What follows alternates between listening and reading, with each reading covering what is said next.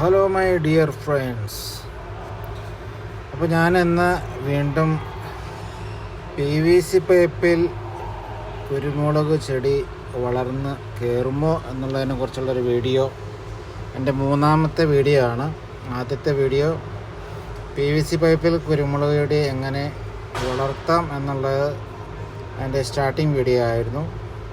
രണ്ടാമത് ഞാൻ കുരുമുളക് തൈ നട്ടതിന് ശേഷം 1 മാസമായ പ്രായമായി നിൽക്കുന്ന സമയം എടുത്ത വീഡിയോ ആയിരുന്നു. ഇതിപ്പോൾ മൂന്നാമത്തെ വീഡിയോ ആണ്. ഇത് 2 മാസമായ കുരുമുളക് ചെടിയുടെ വീഡിയോ ആണ്. അപ്പോൾ ഞാനിവിടെ ഉപയോഗിച്ചിരിക്കുന്നത് പന്നിയൂർ 1 എന്ന കുരുമുളക് ഇനമാണ്.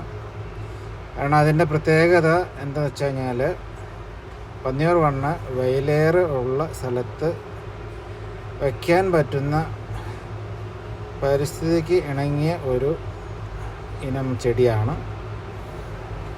അപ്പോൾ അതുകൊണ്ടാണ് പന്നിയൂർ 1 ഞാൻ തിരഞ്ഞെടുക്കാൻ കാരണം.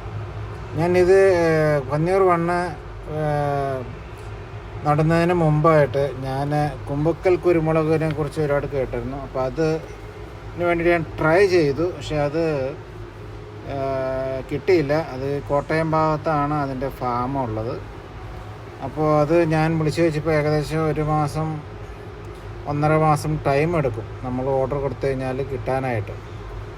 അപ്പോൾ അത് മിനിമം 100 തൈയെങ്കിലും നമ്മൾ ഓർഡർ കൊടുക്കുകയും ചെയ്യണം. അപ്പോൾ എനിക്ക് അത്രയും തൈയുടെ ഒരു ആവശ്യമില്ല. പിന്നെ പൊതുവേ ഞാൻ കണ്ടപ്പോൾ പന്നിയൂർ 1 നമുക്ക് നല്ല ഫലം തരുന്ന ഒരു കരുത്തുറ്റ ചെടിയാണ്. അപ്പോൾ അതാണ് നിങ്ങളിപ്പോൾ കണ്ടുകൊണ്ട്